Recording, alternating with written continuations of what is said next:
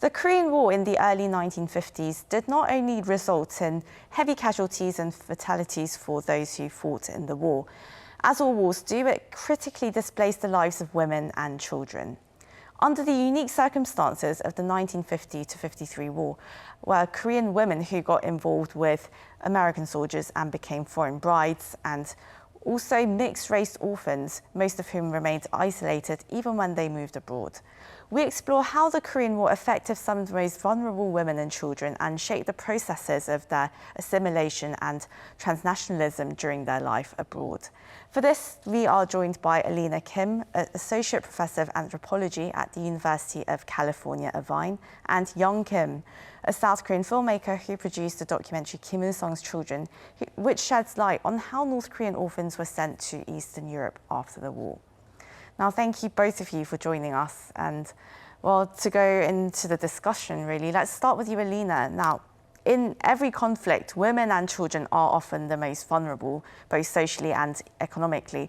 And following the period of Japanese imperialism here in Korea and intense war that broke out between the two Koreas, what were the circumstances that abandoned women and children found themselves in, particularly in a society like Korea's? Well, thank you for having me, and thank you for your question. Of course, as your viewers probably know, that there's total devastation after the Korean War, and many families were torn apart. Parents had to make devastatingly difficult decisions about their survival as family units, as individuals. And the numbers of abandoned children after the war was a huge problem in the aftermath of the war, and many parents were separated from their children. There were a large number of widows struggling to support their children. And regarding, the effects of Korean society and Korean patriarchy, we know that many women in particular were destitute and without familial or government support. Some estimates suggest that there were 500,000 widows and tens of thousands of needy and abandoned children at that time. So, one of the most visible effects of the war were the so-called mixed race children. And these were children abandoned in large numbers, born to Korean women, fathered by foreign soldiers, mostly US soldiers and UN soldiers. And they became the first recipients of humanitarian intervention, particularly because of President Syngman Rhee's policy of one nation, one race. And in the context of the Cold War, these children were viewed as a political liability because the DPRK was actually using their existence as visibly mixed children as evidence of US imperialism and colonialism. So there are many different ways in which we can understand the vulnerability of women and children in a war context.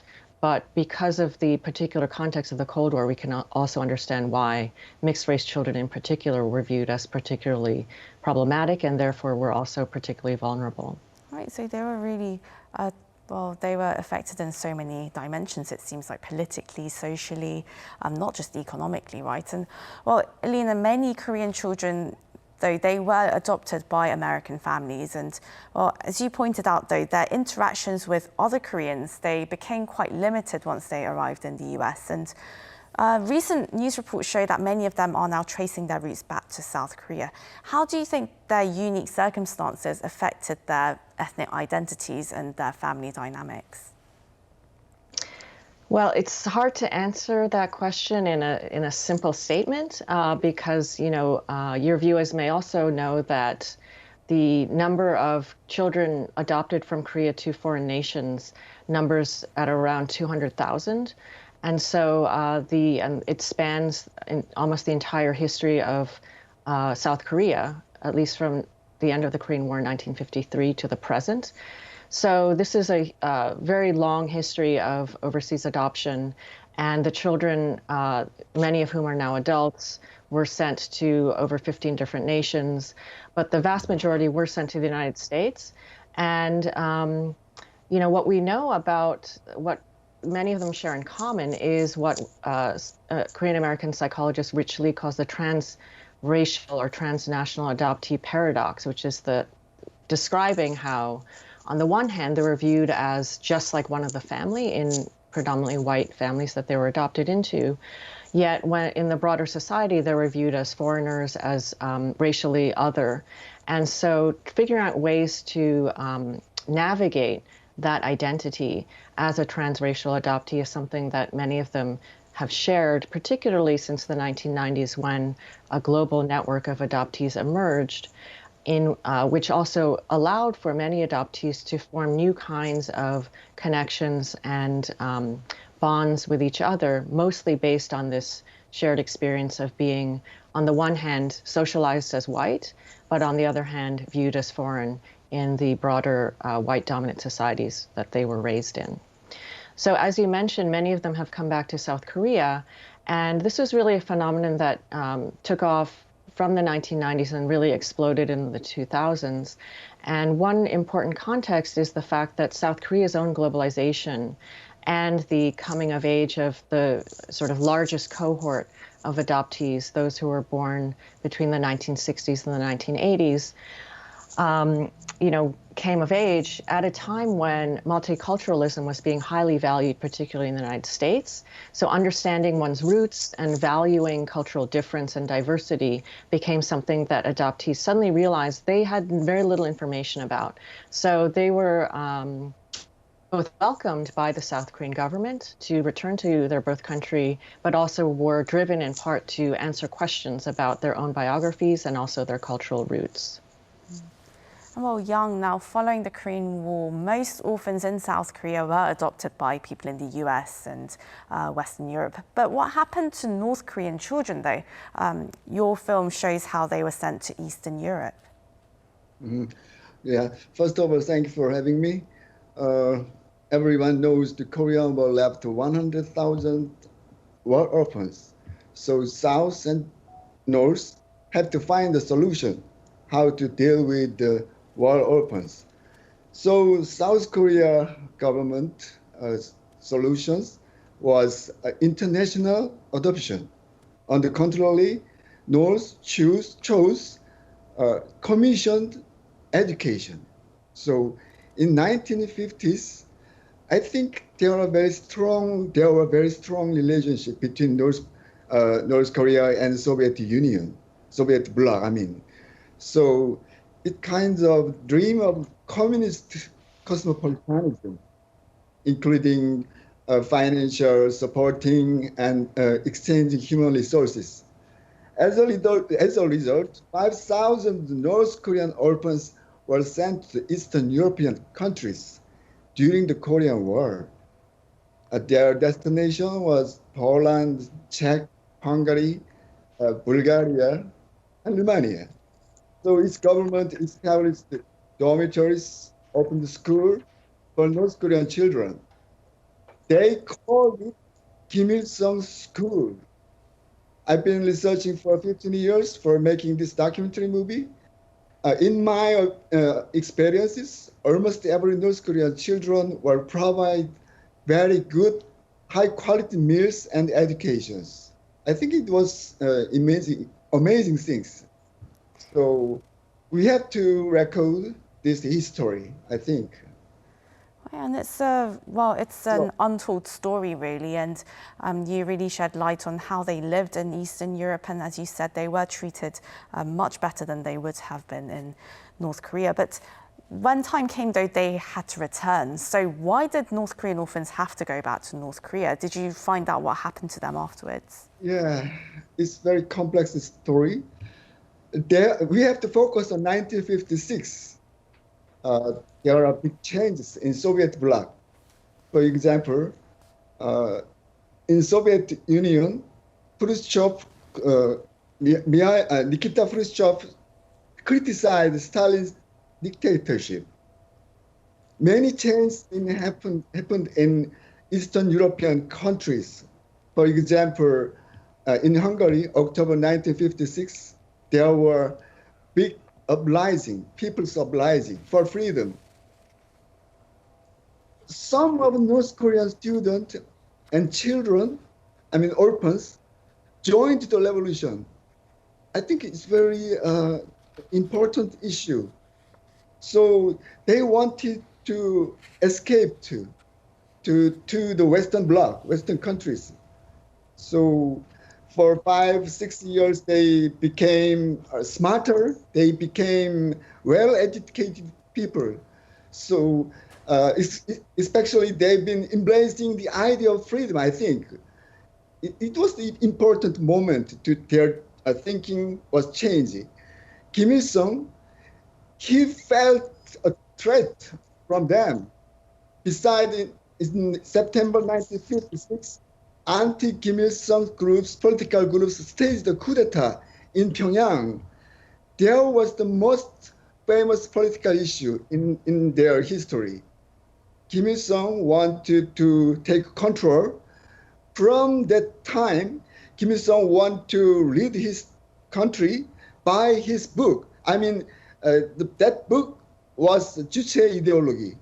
As a result, Kim Il-sung ordered every North Korean student and orphans who stayed in Eastern European countries pull back to their home.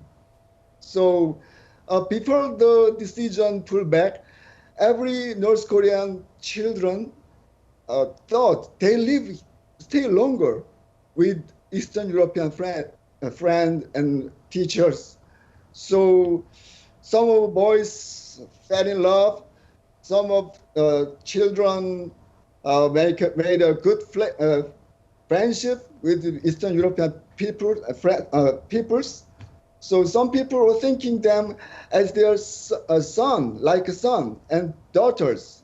So I think they lived together literally much longer, like a family. So since the end 1956, every North Korean children had to repatriated forcibly. So in the end of 1959, there were any North Korean children in Eastern European bloc, I think. Yeah. And that's quite a sad story. And of course, you actually talked to an old lady who had met and fallen in love with a North Korean person who had to go back. And well, it sounds like the orphans during that time there, they did assimilate and they did grow and flourish and also be educated in Eastern Europe. So talking about assimilation here now, Alina, women who married American soldiers, they moved to the US, and in a way they were some of the first Korean American families to really settle there and assimilate there. And that of course must have been a massive cultural change for them, not only personally but also for the American society at the time as well with these new arrivals. How were Asian women back then received and perceived in the US? Well, I think that, what we know about their experiences is that they were leaving war-torn Korea and heading to the United States for the American dream, married to U.S. military. But as scholar and historian Ji Yeon-yo documents, for many of them, they left one situation of difficulty, of poverty, of patriarchy, and oftentimes ended up in another situation of difficulty, poverty, and patriarchy. So it wasn't necessarily the kind of promise of the American dream that some might have believed it to be. On top of that, what we know is that a lot of these women ended up in very isolated situations and, on military bases or sometimes in rural areas. And it was very difficult for them to connect with other Koreans, even though they became the first link in a chain of migration that really expanded dramatically after 1965, when the U.S. immigration laws changed. So they brought a lot of their family members and relatives from South Korea to the United States. But nevertheless, there was a very strong stigma against military brides because of their association with military prostitution, regardless of whether or not these women had actually participated or been employed in the camp towns in Korea. So that stigma, I think, is something that we still see continue to be represented and reproduced in American society. And one of the sad and tragic examples of this is the shooting in Atlanta that that targeted Asian women working in the bodywork industry precisely because of the association with prostitution. So, and just to tie this back up with adoptee experiences, a lot of the adoptees, the women adoptees from Asian countries and particularly Korea, talk about the hypersexualization of Asian American women, which again can be tied to this history of U.S. military occupation in different Asian countries throughout, the post-World War II period, and the ways in which it's interpreted and produces this kind of stigma against Asian women in the United States. It is incredibly sad that this stigma does still exist today. And well, Young, now, while you were making your documentary, was there a moment that particularly moved or inspired you? And what message do you hope that the audience will get from your documentary? There was a very special memory between Eastern European people and North Korean children, I think. So I think when I remember one Bulgarian woman and one Czech woman, they left a photo album. I think it was very precious things for them.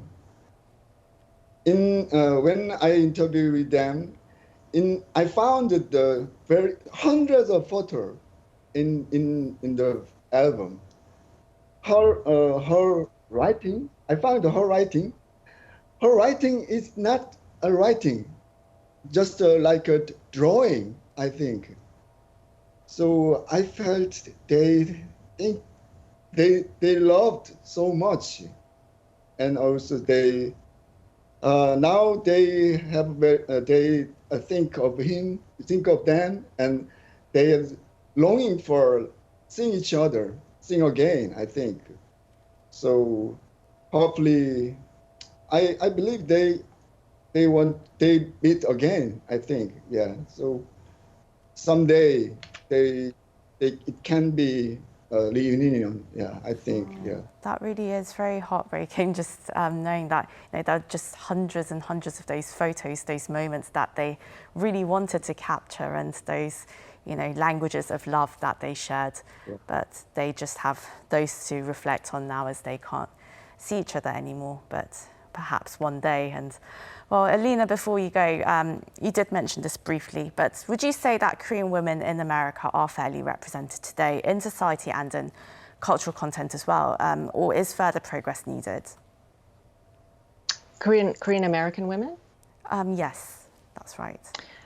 Well, I think progress is always needed. I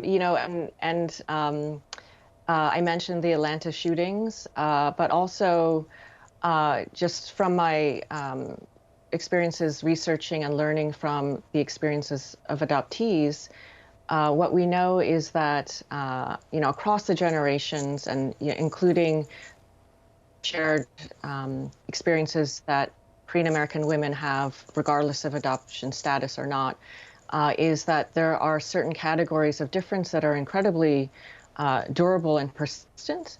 And, these are racial and ethnic categories, or the combination of them, combined with gender.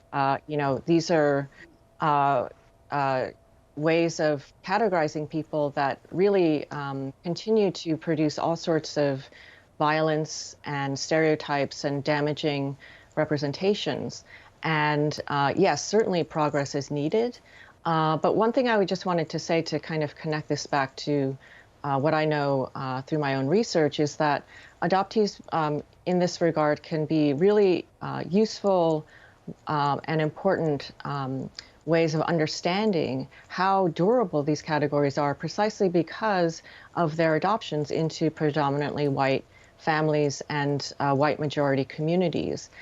And we have to remember that they were adopted under the symbols of humanitarianism, under the symbol of love and colorblindness.